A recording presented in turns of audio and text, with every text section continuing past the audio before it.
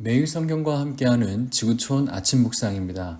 10월 6일 오늘의 말씀은 역대하 18장 28절에서 19장 11절까지의 말씀입니다. 이스라엘 왕과 유다 왕 여호사밧이 길르앗 라못으로 올라가니라. 이스라엘 왕이 여호사밧에게 이르되 나는 변장하고 전쟁터로 들어가려 하노니 당신은 왕복을 입으소서 하고 이스라엘 왕이 변장하고 둘이 전쟁터로 들어가니라. 아람 왕이 그의 병거 지휘관들에게 이미 명령하여 이르기를 너희는 작은 자나 큰 자나 더불어 싸우지 말고 오직 이스라엘 왕하고만 싸우라 한지라.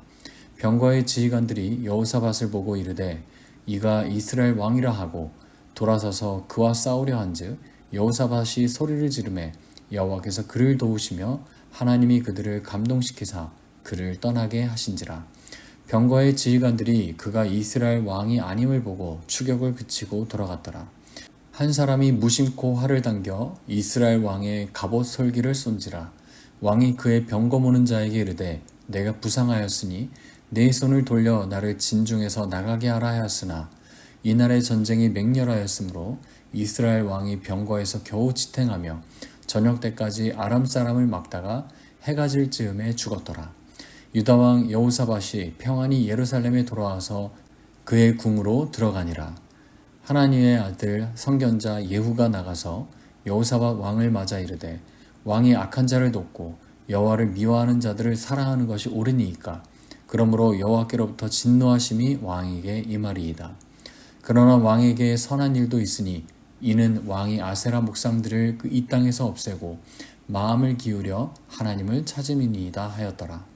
여호사밧이 예루살렘에 살더니 다시 나가서 브엘세바에서부터 에브라임 산지까지 민간에 두루 다니며 그들을 그들의 조상들의 하나님 여호와께로 돌아오게 하고 또 유다 온 나라의 견고한 성읍에 재판관을 세우되 성읍마다 있게 하고 재판관들에게 이르되 너희가 재판하는 것이 사람을 위하여 할 것인지 여호와를 위하여 할 것인지를 잘 살피라. 너희가 재판할 때에 여호와께서 너희와 함께 하심니라. 그런즉 너희는 여호와를 두려워하는 마음으로 삼가 행하라. 우리의 하나님 여호와께서는 사람들 앞에서 불의함도 없으시고 치우침도 없으시고 뇌물도 받는 일도 없으시니라 하니라. 여호사밧이 또 예루살렘에서 레위 사람들과 제사장들과 이스라엘 족장들 중에서 사람을 세워 여호와께 속한 일과 예루살렘 주민의 모든 송사를 재판하게 하고 그들에게 명령하여 이르되 너희는 진실과 성심을 다하여 여호와를 경외하라.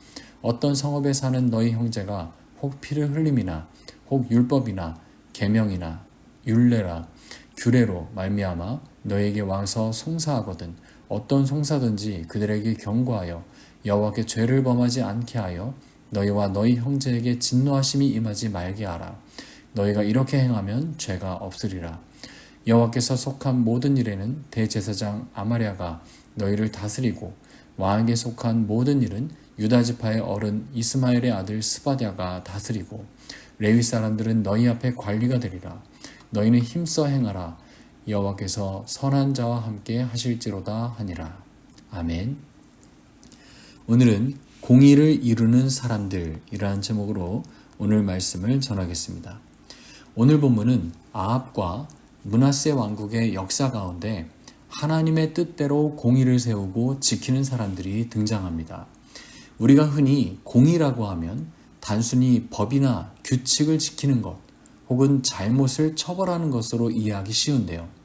그러나 성경에서 말하는 공의는 하나님께서 기뻐하시는 정의로운 질서를 세우고 그것이 백성들의 삶 속에서 실현되도록 하는 것을 의미합니다. 단순히 눈에 보이는 행동이나 외적인 규칙으로 끝나는 것이 아니라 하나님과의 올바른 관계 속에서 생겨나는 삶의 방식을 말하는 것입니다.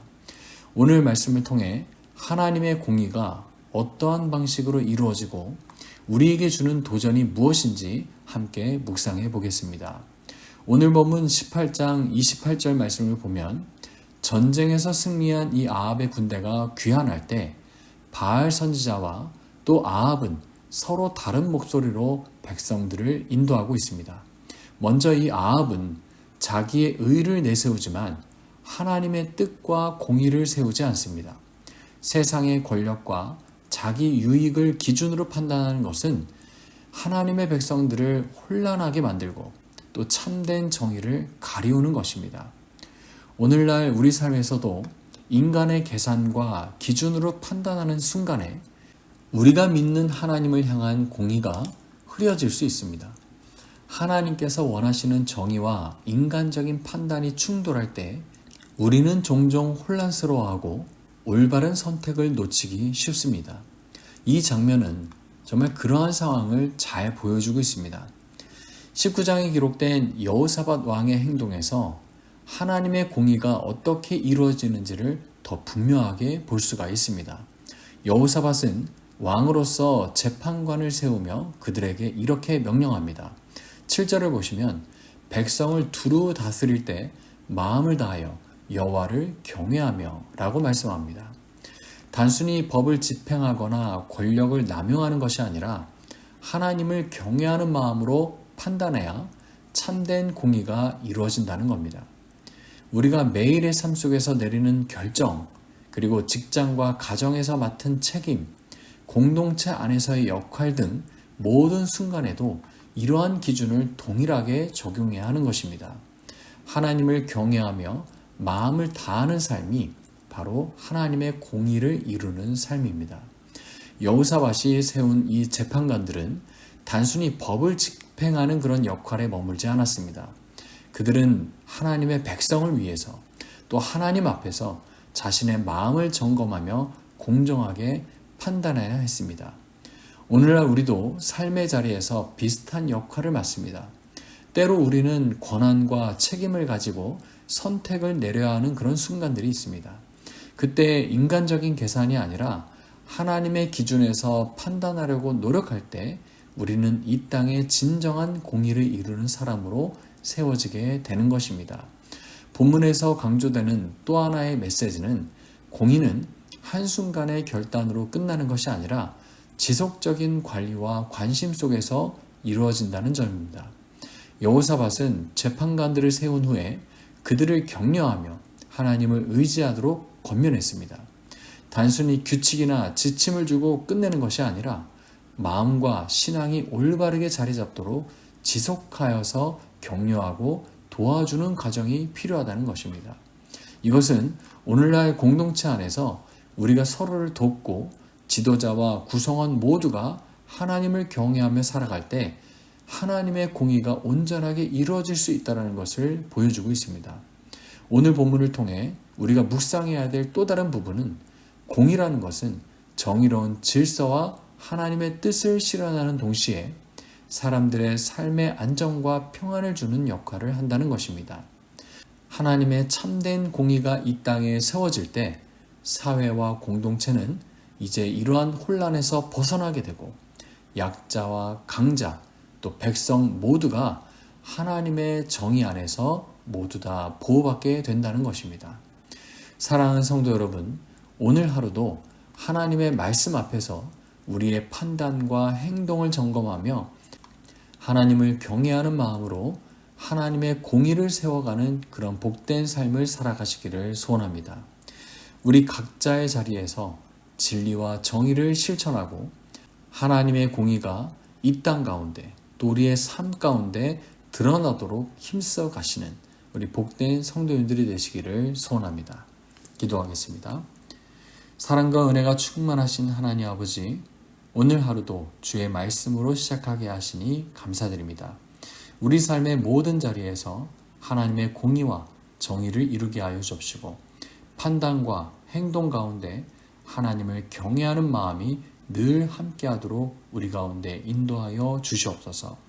오늘은 민족의 대명절인 추석입니다. 우리의 가까운 이웃들과 또 먼 타지에 계신 우리 부모님들을 우리가 기억하면서 우리의 이웃을 위해서 우리의 가족을 위해서 더욱더 기도하고 우리가 모두 다 함께 하나 되어지는 그런 민족의 대명절이 될 수 있도록 우리 가운데 함께하여 주시옵소서. 외로운 분들이 없게 하시고 또 그들을 위해서 기도하는 자들 되게 하시고 우리 모두 다 함께 주님 안에서 참된 평안함을 누리며 은혜로운 명절의 기간들이 될 수 있도록 주여 축복하여 주시옵소서. 감사합니다. 예수님의 이름으로 기도합나이다. 아멘.